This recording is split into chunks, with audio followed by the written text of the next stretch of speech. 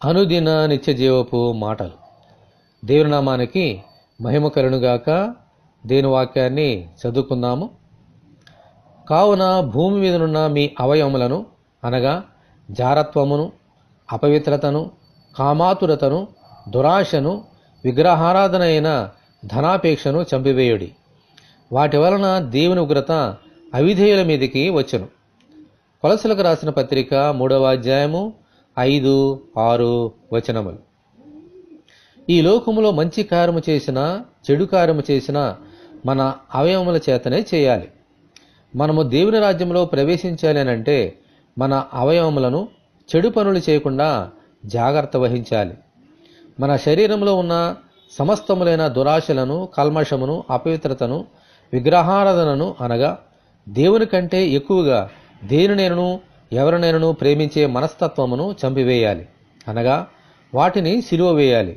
అందుకే ప్రభువు తన సిలువను ఎత్తుకొని నన్ను వెంబడింపని వాడు నాకు పాత్రుడు కాడు అని చెప్పారు. లేకపోతే దేవునికి అవిధేయులమై దేవుని ఉగ్రతకు లోను కావాల్సి వస్తుంది. వీటికి దూరమైతేనే దేవునికి దగ్గర అవుతాము, దేవుని రాజ్యంలోనికి ప్రవేశించగలుగుతాము. దేవునికి స్తోత్రము కలుగునుగాక. ఆమెన్. ఇటువంటి కృప కొరకు మనమందరము దేవుని ప్రార్థన చేసుకుందాము. పవిత్రుడవును, నిర్దోషియును, నిష్కల్మషుడవును, పాపులలో చేరక ప్రత్యేకంగా ఉన్నవాడునైనా ప్రభువా మీకు వందనములు. ఈ లోక ఆశలను విడిచిపెట్టి మా సిలువను మోసుకుంటూ అనుదినము మిమ్మను వెంబడించుచు నీతిమంతులుగా ఈ లోకములో జీవించినట్లు అనుగ్రహించమని, ఈ వాక్యము వింటున్న నీ బిడ్డలందరినీ అలాగున దీవించమని ప్రభువైన యేసుక్రీస్తు ద్వారా ప్రార్థన చేయుచున్నాము తండ్రి. ఆమెన్.